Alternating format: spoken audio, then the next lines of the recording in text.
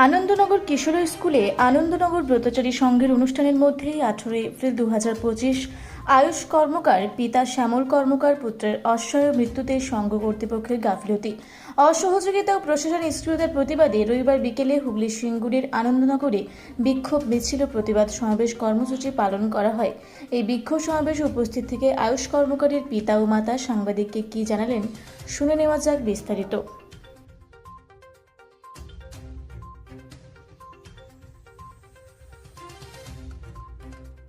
School এই ক্যাম্পের কর্তৃপক্ষ বা স্কুল কর্তৃপক্ষ একই, প্রায় এদের দুটোই আনন্দনগর কিশোরলয় স্কুল এবং আনন্দনগর ব্রতচারী সংঘ, দুজনের যে কর্তৃপক্ষ প্রায় একই। তো সেই কর্তৃপক্ষ শ্যামল সামন্ত একটাই ফোন করে বলেন, আমার ছেলেকে নাকি খুঁজে পাচ্ছে না, সবাই খাচ্ছে, আমার ছেলে সেখানে নেই, আপনি কি বাড়ি নিয়ে চলে গেছেন? আমি বললাম না, আমি তো বাড়ি আনিনি। ঠিক 1:05 ফোন করে বলে যে আপনার ছেলে জলে ডুবে গেছে, আপনি তাড়াতাড়ি আনন্দনগর হেলথ সেন্টারে চলে আসুন। তো আমরা এখানেই বুঝতে পারলাম না যে 5 মিনিটের মধ্যে আমার ছেলেকে খুঁজে পাওয়া গেল, জল থেকে তোলা হলো, আবার আনন্দনগর হেলথ সেন্টারেও নিয়ে চলে যাওয়া হলো। কি করে হলো আমরা জানি না। ওদেরকে যখন জিজ্ঞাসা করা হয় ওরা কোনো সদুত্তর দিতে পারেনি। ওরা নিজেটাই বলেছে জাল ফেলা হয়েছে। কে জাল ফেললো জিজ্ঞেস করলাম, বলেনি। কে জল, কোথায় স্কুল কর্তৃপক্ষ পুকুর আছে নাকি? এই পেছনে পুকুর আছে, ওটা এই ক্যাম্পেরই পুকুর, ওদেরই পুকুর, ওদের এতেই আছে। কর্তৃপক্ষের পক্ষ থেকে কি বলা হয় আপনাদেরকে? কর্তৃপক্ষ থেকে বলা হয় ও দলছুট হয়ে নিজে একা চলে গেছে, গিয়ে চান করতে নেমেছে। আমার ছেলে জলে নামতে ভয় পায়, ওর 5টা বন্ধুকে জিজ্ঞেস করলে সেটা আমরা জিজ্ঞেস করি। কোন ক্লাসে পড়তো তখন? ক্লাস 6-এ রামকৃষ্ণ মিশনে, রিসরা মায়ের রামকৃষ্ণ মিশন আশ্রমে পড়াশোনা করতো। আপনাদের বাড়ি কোথায় এখানে? আমাদের বাড়ি এখান থেকে 8 কিলোমিটার দূরে, নস্করপুর গ্রাম।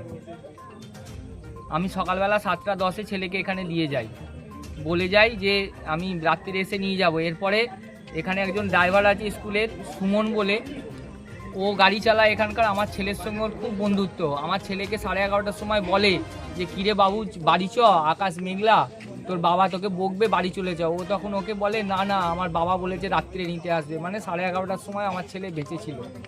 এরপরে ওরা বিভিন্ন নাটক করে, আমার পরিবার উপস্থিত, এরপরেও অ্যাম্বুলেন্সে ওরা কেউ নেয়নি আমার পরিবারের।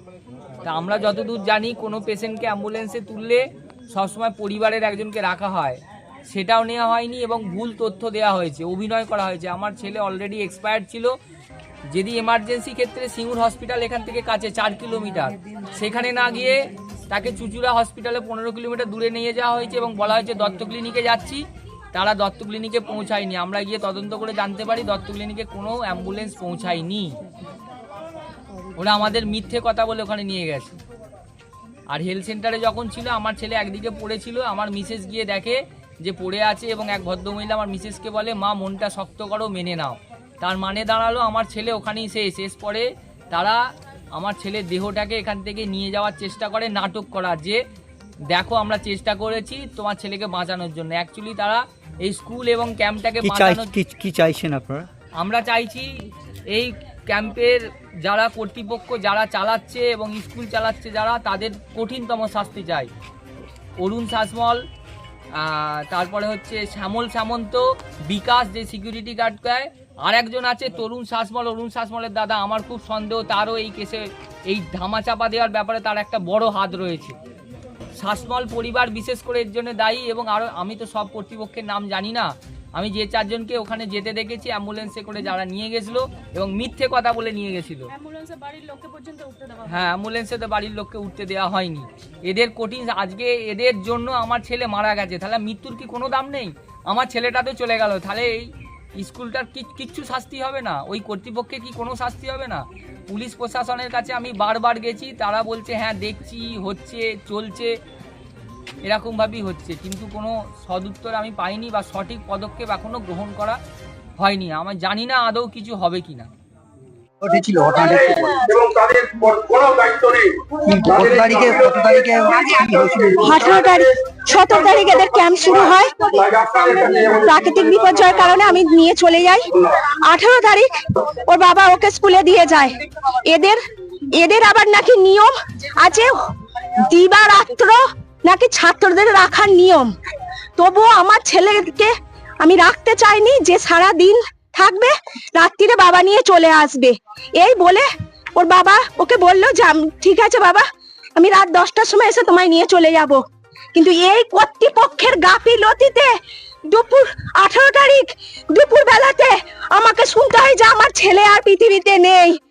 এই কর্তৃপক্ষ আজও কেন নেই, কি হলো, কি হয়নি, কিছু কোনো ঘটনার জবাব এরা কেন দিচ্ছে না? কর্তৃপক্ষ বলে কি বলে আপনাদেরকে? যতবার গেছি পুলিশ এদের নিজেদের কোনো বক্তব্যের এক নেই, এক বলে তো এক বলে, এক সময় বলে তো এক সময় বলে, পুলিশ প্রশাসন আবার সেটাকে নিয়ে বলে, ওরা সবাই বলছে এক এক রকম স্টেটমেন্ট দিচ্ছে। তাই আমরা রাগ করে থানায় চলে এলাম। এটা কি কোনো প্রশাসনের কাণ্ড? এটা কি কোনো প্রশাসনের মেনে নিয়ে আজ আমার বুক খালি হয়েছে। প্রশাসন, পুলিশ প্রশাসন, তুমিও মাথায় রেখো, তোমার ছেলেও হচ্ছে বড়। যেদিন এই মা বাবার মতো তোমাদের বুকটা খালি হবে সেদিন বুঝবে যে এই সন্তান হারা হওয়ার জ্বালা কি। আর এই ভগবানের আশীর্বাদ এই দিনটা নেমে আসবে, তোমরাও বুঝবে যে তোমাদের এই মুখ বন্ধ রেখে কত তোমরা শান্তি পাচ্ছ। আজ আমাদের বুক জ্বলছে, ভগবানের আশীর্বাদে এরপর থেকে তোমাদের সবাইয়ের বুক জ্বলবে।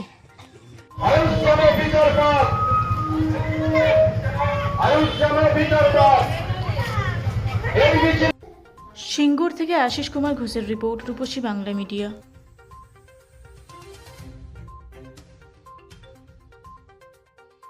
পুরা ব্লকের লধুরকা গ্রামের অদূরে অবস্থিত দৌলত পাবলিক স্কুলের দখলে থাকা বেশ কিছু জমি নিয়ে শুরু হয়েছে আইনি জটিলতা। 1197 দাগের যে বেলাবহল মৌজা এবং 2239 দাগের যে লুধুরকা মৌজা, এই দুটো জমি আপনারা প্লিজ কেউ কিনবেন না, কারণ আপনারা বিপদে পড়তে পারেন, আইনি একটা লড়াইতে পড়ে যেতে পারেন।